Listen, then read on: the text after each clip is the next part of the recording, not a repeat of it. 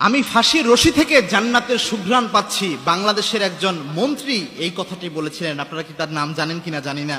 তিনি একজন মন্ত্রী ছিলেন, সাবেক বাংলাদেশের কৃষি প্রতিমন্ত্রী ছিলেন তিনি, এবং তার মন্ত্রণালয়ে তিনি যখন ক্ষমতা ছেড়ে চলে গিয়েছেন, তার মন্ত্রণালয়ে পুরো মন্ত্রণালয় খুঁজে অনুবীক্ষণ যন্ত্র দিয়ে 1 টাকা দুর্নীতি বের করতে পারে নাই।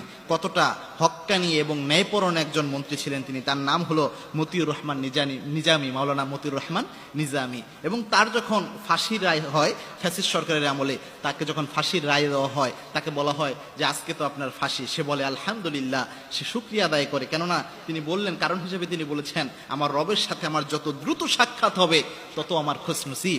তিনি আলহামদুলিল্লাহ বলে বললেন যে আমার পরিবারের লোকদেরকে, আমার স্ত্রী, আমার সন্তানদেরকে আসতে বলো। তার স্ত্রী সন্তান যখন আসলেন, তার স্ত্রীকে তিনি জিজ্ঞেস করলেন যে আমি তো আল্লাহর কাছে চলে যাচ্ছি, যে আমি আল্লাহর কাছে যেহেতু যাব, আমি কোন জামাটা পরে আল্লাহর কাছে যাওয়া যায়, এটা একটু আমাকে